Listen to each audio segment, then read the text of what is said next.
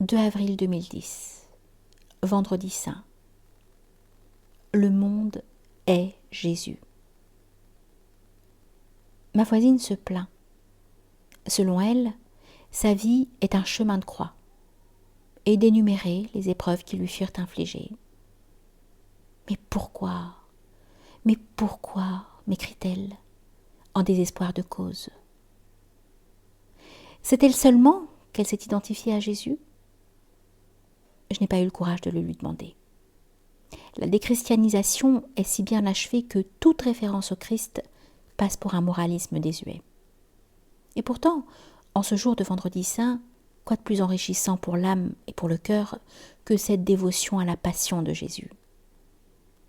Tout commence au prétoire, tout s'achève au Golgotha, au long de cette vie dolorosa que les chrétiens d'aujourd'hui venus à Jérusalem empruntent, que les chrétiens de toutes les paroisses scandent station par station, qu'on appelle le chemin de croix, et que Jésus a suivi, écrasé sous les souffrances et les opprobres. Mais il n'y a pas que ces souffrances et ces opprobres dont nous ayons à nous souvenir.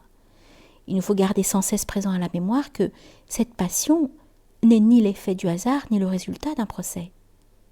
À la messe, au moment de la consécration, l'officiant dit que Jésus entra librement dans sa passion.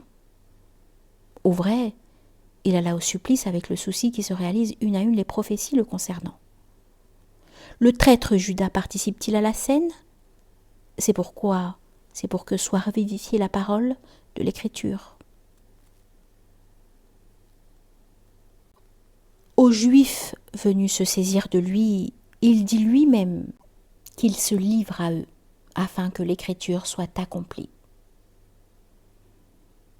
Par ce souci permanent, scrupuleux, que tout soit consommé de ce qu'ont prédit le psalmiste et les prophètes, il nous est enjoint de considérer l'Écriture comme la parole de Dieu. Et quelle plus belle obéissance du Fils que cette observance à laquelle, par sa vie et par son enseignement, il nous invite. De la gloire vécue au mont Tabor, à la déchéance symbolisée par la couronne d'épines, à chaque instant, il n'a cessé d'accomplir ce qui était agréable à son Père. Quae placita sunt et facio semper. Ne nous y trompons pas. Nul masochisme en l'aventure, et encore moins de morbidité, comme je l'ai lu ici ou là, mais une mission impérieuse. Transformer la loi en amour. Cette loi qui, à force de prescription, avait fini par recouvrir et par cacher l'amour que Dieu, créateur de ce monde, n'arrête pas de nous dispenser. Avant de parcourir le chemin de la croix, écoutons saint Paul. Ayant en vous les sentiments qui animaient le Christ Jésus, il s'est humilié en se faisant obéissant jusqu'à la mort et à la mort de la croix. Philippe, chapitre 2. Le monde est Jésus. Pourquoi ? Non seulement parce qu'il a ressuscité Lazare et qu'il entraînait à sa suite des milliers de Juifs, crainte du Sanhédrin, parce qu'il a demandé qu'on rende à César ce qui était à César et à Dieu ce qui était à Dieu, parole considérée comme un crime de lèse-majesté par la puissance romaine, laquelle avait divinisé César.